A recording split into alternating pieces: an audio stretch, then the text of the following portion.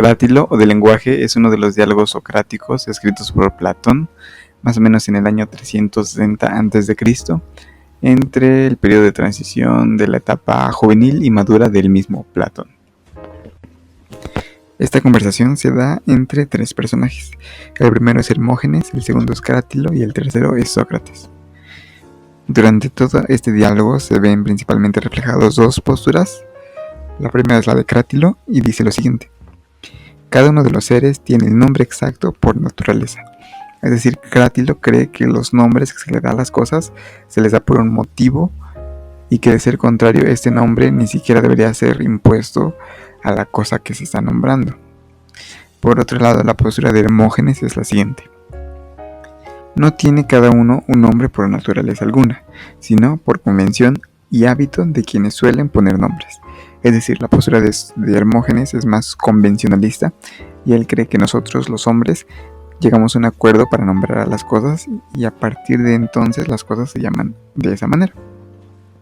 La tercera postura es la de Sócrates, que es más como una postura de duda, como siempre. No se ve a favor de ninguno de los dos y dice lo siguiente: es difícil saber sobre los nombres, al igual que es difícil saber sobre lo bello, pero no queda más remedio que indagar. Por cierto, algo que dijo Crátilo al inicio de la conversación, y creo yo que es el motivo por el cual inició todo este debate, es que este afirmaba que Hermógenes tenía el nombre erróneamente. Es decir, que él en realidad no se llamaba Hermógenes, por más que todo el mundo le dijera así, pero no explicó por qué. Y esto le llamó mucho la atención a Sócrates y a Hermógenes, evidentemente. Creo yo que lo hizo un poco de broma y de hecho lo mencionan, pero no se termina de explicar por qué no lo explicó desde un inicio. La postura que es más fácil de analizar, evidentemente, es la de Hermógenes, por lo que Sócrates comienza haciéndole una serie de preguntas a este personaje para ver si, después de responderlas, su argumento sigue siendo el mismo. Algunas de esas preguntas son las siguientes. Hermógenes: ¿aquello con que se nombra a cada cosa es, según tú, el nombre de cada cosa? Tanto si este nombre es particular, es decir, personal, como si es general, es decir, impersonal. Si es que sí, entonces, si todos llamamos caballo a una ciudad, esta debería realmente llamarse así. Sócrates le plantea estas preguntas a Hermógenes para ver si su postura seguirá siendo las mismas, y cita a dos personajes con los que posiblemente Hermógenes estaría de acuerdo. Ambas posturas que menciona Sócrates de estos personajes a los que cita se relacionan mucho con la postura convencionalista que tiene Hermógenes sobre los nombres. El primero es Protágoras, que dice: el nombre es la medida de todas las cosas, en el sentido de que tal como me parecen a mí las cosas, así son, y tal como te parecen a ti, así son. Es decir, si esta postura es verdadera, cada persona podría poner el nombre a cada cosa según su conveniencia, porque las cosas son como yo quisiera que fueran. El segundo personaje al que cita es Eutidemo, que dice: todo es igual para todos al mismo tiempo y en todo momento. Es decir, si esto es verdad, realmente el nombre que eligiéramos para cada cosa, ese sería el nombre, pues todos estamos de acuerdo en que esto es así. Sócrates le da un poco de tiempo para pensar en Hermógenes y responde un poco después lo siguiente: sin embargo, ninguna de las dos posturas es correcta, porque las cosas poseen un ser propio consciente, son en sí, y con relación a su propio ser, conforme a su naturaleza. Luego, las acciones se realizan conforme a su propia naturaleza y no conforme a nuestra opinión. Así parece ocurrir con el resto de cosas. Entonces, al hablar, el que habla lo hará con más éxito si habla como es natural que las cosas hablen y sean habladas y con su instrumento natural. Si es que sí, habrá que nombrar como es natural que las cosas nombren y sean nombradas, y con su instrumento natural y no como queramos. Pero, ¿de quién es esta obra? ¿De quién es la obra de la que se servirá el tejedor cuando se sirva de la lanzadera? Es evidente que del carpintero, pero del que conoce el oficio, está claro que sí. Entonces, ¿de quién es la obra de la que se servirá el enseñante cuando se sirva del nombre? Este tendría que ser el legislador o nominador, y claro, del que conozca el oficio, al igual que en el caso del carpintero. Por consiguiente, Hermógenes, no es cosa de cualquier hombre imponer nombres, sino de un nominador, y este es, según parece, el legislador, el cual, desde luego, es entre los hombres el más escaso de los artesanos. ¿Y quién va a juzgar si se encuentra en cualquier clase de madera la forma adecuada de la lanzadera? ¿El carpintero o el que la va a utilizar, es decir, el tejedor? Asimismo, el legislador construye el nombre bajo la dirección del dialéctico, es decir, quien hace uso de la palabra. Puede, entonces, Hermógenes, que no sea tan banal como tú crees la imposición de nombres, ni obra de hombres vulgares o de otros cualesquiera, con que Cratilo tiene razón cuando afirma que las cosas tienen el nombre por naturaleza, y que el artesano de los nombres no es cualquiera, sino solo aquel que se fija en el nombre que cada cosa tiene por naturaleza y es capaz de aplicar su forma tanto a las letras como a las sílabas. Es decir, en este punto de la conversación, Sócrates pone en duda completamente el argumento que Hermógenes había dado inicialmente y se muestra un poco más a favor de lo que Cratilo ha dicho todo este tiempo. En este pequeño trozo de conversación se introdujeron algunos cuantos términos que se van a estar usando en toda la conversación, entre ellos el nombre de legislador o nominador. Con esto se refieren a aquella persona que impone los nombres de cada cosa, que evidentemente desconocen porque seguramente es una persona mucho más antigua que ellos y que posiblemente en el momento de la conversación ya estaba muerta. Entonces, a partir de este momento, casi todo el diálogo se centra más en la postura de Crátilo de que cada uno de los seres tiene el nombre exacto por naturaleza. A medida que va avanzando el diálogo, se van presentando una serie de hipótesis que podrían estar a favor de la postura de Crátilo y que podrían acercarse más a la verdad sobre lo que es el lenguaje y el origen de las palabras. Entonces, a continuación voy a presentar una serie de axiomas, diría yo, o hipótesis que entre Sócrates y Hermógenes descubren a lo largo de su conversación. Punto número 1. Las cosas se nombran según su procedencia.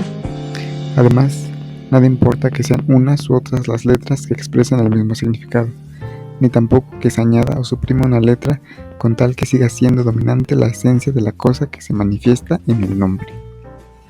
Para esto, Sócrates dice lo siguiente: al menos es justo, según se me pinta, llamar león al fruto del león y caballo al fruto del caballo.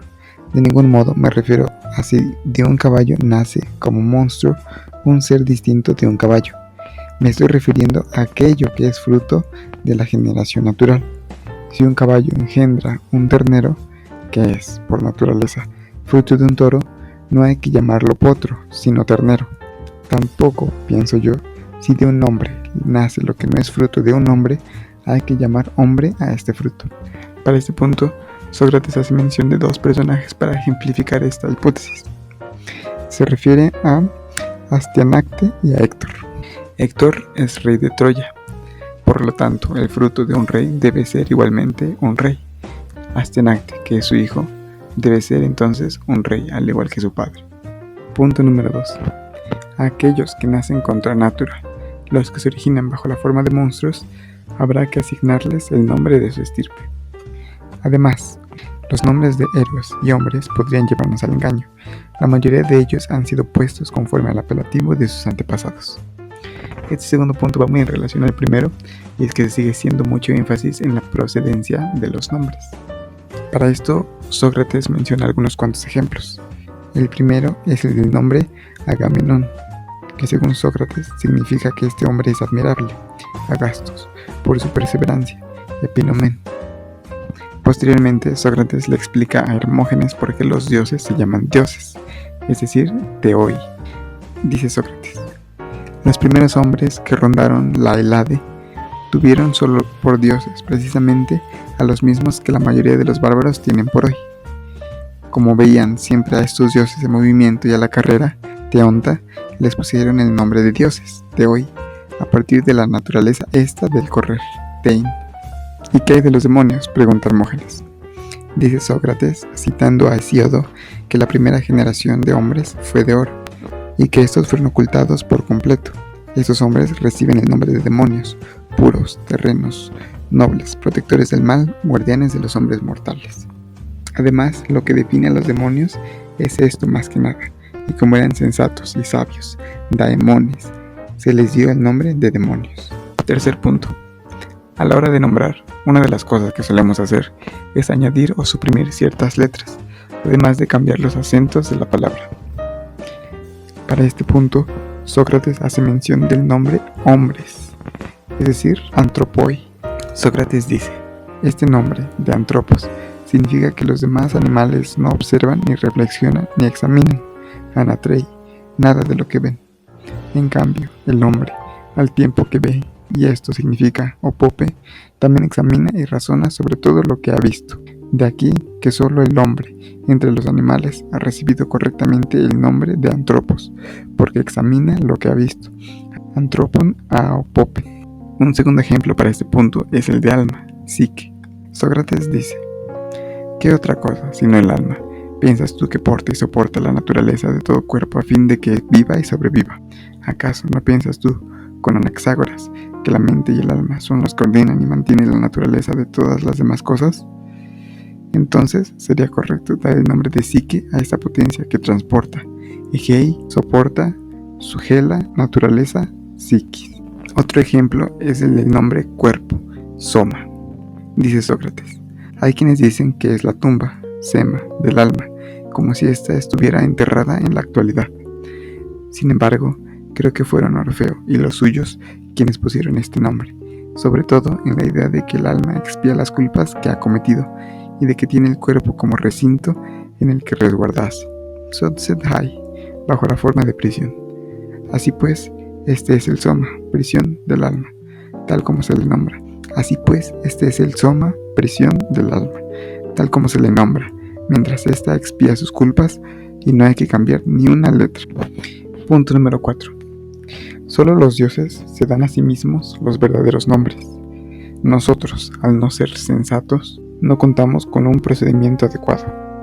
Lo único que nos queda es llamarlos como acostumbramos a hacerlo en las plegarias, es decir, cualquiera sea la forma como gusten de ser nombrados. Sócrates en este punto trata de explicar la procedencia de algunos nombres de los dioses, entre ellos el de Poseidón, y dice, el nombre de Poseidón fue puesto por el primero que lo nombró, porque la naturaleza del mar contuvo su marcha y no permitió que continuara avanzando. Fue para él como una traba de sus pies, con que al dios que tenía el dominio de esta capacidad le dio el nombre de Poseidón, como si fuera cadena puesta a sus pies. Posidesmon on. En cuanto al nombre de Platón, dice, fue llamado así por su donación de la riqueza, Ploutos, dado que la riqueza sale debajo de la tierra. En cuanto a Hades, dice, la mayoría parece suponer que añade a este nombre su carácter de invisible, To Aides, y le llaman Plutón por temor. Punto número 5. Si uno se encuentra en apuros al investigar razonablemente sobre un nombre y no encuentra respuestas, quizá ese nombre sea de procedencia bárbara. Sócrates menciona este punto porque Hermógenes le pregunta acerca del origen de la palabra fuego. Sócrates, al no saber la procedencia de este nombre, dice, del fuego, pur, no tengo idea. Y mira, Hermógenes, entonces si este nombre, pur, no es bárbaro, pues no es fácil de encajarlo en la lengua griega, y es evidente que los frigios llaman al fuego de esta forma con una pequeña variante. Punto número 6. Los hombres de la remota antigüedad, que pusieron los nombres, lo mismo que los sabios de hoy, de tanto darse la vuelta buscando cómo son los seres, se marean y consecuentemente les parece que las cosas giran, que se mueven en todo lugar, y estiman que las cosas mismas son así, que no hay nada permanente, como el mismo Heráclito afirmaba. Todo fluye. Por eso no podemos descender 2 veces al mismo río, pues cuando descendemos al río por segunda vez, ni yo ni el río somos los mismos. Sócrates en este punto se da cuenta de que al indagar acerca del origen de muchos nombres, etimológicamente el significado de estos tiene que ver mucho con el movimiento, y esta es la explicación que Sócrates da a esta característica. Para ejemplificar, Sócrates menciona varios nombres y principalmente virtudes que tienen que ver, como había mencionado antes, con el movimiento. Por ejemplo, inteligencia, phronesis. Sócrates dice, podría entenderse como el aprovechamiento del movimiento, foras o nesis, juicio, nomi. Sócrates dice, el juicio manifiesta enteramente el análisis y la observación del devenir, nome nomesin, pero si lo prefieres, esta misma palabra, nomesin, es la tendencia hacia lo nuevo. Neu esis, prudencia, sofrosune, dice Sócrates. Prudencia es la salvaguardia del entendimiento, soteria, sabiduría, sofía, dice Sócrates. Por otra parte, sabiduría significa tocar el movimiento, foras, epa, fen, lo bueno, agato. Este nombre suele aplicarse a todo lo admirable, agasto, de la naturaleza. Virtud, arete, dice Sócrates. Virtud significa, en primer término, abundancia de recursos, y después, que el flujo del alma buena está siempre en libertad. Punto número 7. Ciertos nombres son en realidad un sobrenombre del pensamiento. Sócrates saca este punto porque Hermógenes le pregunta acerca del origen de lo bello. Sócrates se encuentra en problemas y entonces responde un poco después. Lo bello, Calón, es un sobrenombre del pensamiento que produce las cosas que saludamos con el nombre de bellas. Posteriormente menciona algunos otros ejemplos que tienen la misma naturaleza que lo bello. Otro ejemplo es lo dañino, blavero, dice Hermógenes. Lo dañino quiere decir lo que daña el flujo. A su vez, significa lo que quiere sujetar, aptein. Por consiguiente, lo que quiere sujetar el flujo, to boulapterum, sería muy exactamente boulapterum, aunque se dice blaverum por embellecerlo, según creo. Punto número 8. Los nombres, entre más arcaicos sean, mejor manifiestan la intención del que lo puso. En favor de esta idea, Sócrates explica el origen de la palabra luz y dice: en efecto, como la luz nacía de la oscuridad, con la complacencia y deseo semera de los hombres le dieron el nombre de Semera. Otro ejemplo en favor de esta idea es el de obligatorio. Y Sócrates dice: lo que se llama obligatorio, deon, significa lo contrario de los nombres que se relacionan con el bien. Lo obligatorio es una forma de bien y se manifiesta como una atadura, despos, impedimento del movimiento, como si fuera hermano de lo dañino. Punto número 9. El punto número 9 es más que nada una observación que Sócrates hace acerca del lenguaje en el momento en que se estaba llevando a cabo la conversación. Y dice: los nombres actualmente, es decir, en el momento del diálogo, ya están muy inflados, en el sentido de que mucha gente ha hecho ya bastantes modificaciones en estos. Y es que, con tanto revolver los nombres, no sería extraño que nuestra antigua lengua, comparada con la de hoy, en nada difiera de una lengua bárbara. Punto número 10. Los nombres se componen de elementos primarios y secundarios. Los secundarios dependen de los primarios para tener significado. Los primarios, por su parte, no se componen de nada más. Por tanto, el medio para entender estos nombres debe ser otro. Sócrates, a este punto de la conversación, se da cuenta de que el método que usan para investigar acerca de los nombres y su origen es bastante limitado, y que posiblemente nunca terminarán de entender completamente lo que los nombres significan. Sócrates dice: por ejemplo, decíamos hace un instante que agaton se compone de agatos y tos, y quizá podríamos afirmar que dos se compone de otros y aquellos de otros. Pero cuando eventualmente lleguemos a lo que ya no se compone de otros nombres, podremos afirmar con razón que nos encontramos en el elemento primario y que ya no tenemos que referirlo a otros nombres. 11º y último punto. El lenguaje es una especie de imitación de la realidad.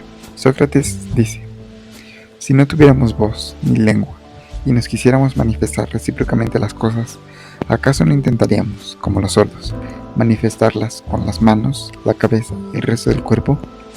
Por lo tanto, el lenguaje debe ser una especie de imitación para tratar de representar la naturaleza de las cosas. Estos fueron algunos de los puntos, a mi parecer, más importantes que se pueden rescatar a lo largo de este diálogo entre Sócrates y Hermógenes. A continuación, Crátilo se une a la conversación y nuevamente podemos observar dos posturas diferentes. La de Sócrates es la siguiente: el lenguaje es un arte, por lo tanto hay artesanos de este arte. En el caso de la pintura hay pintores buenos y pintores malos.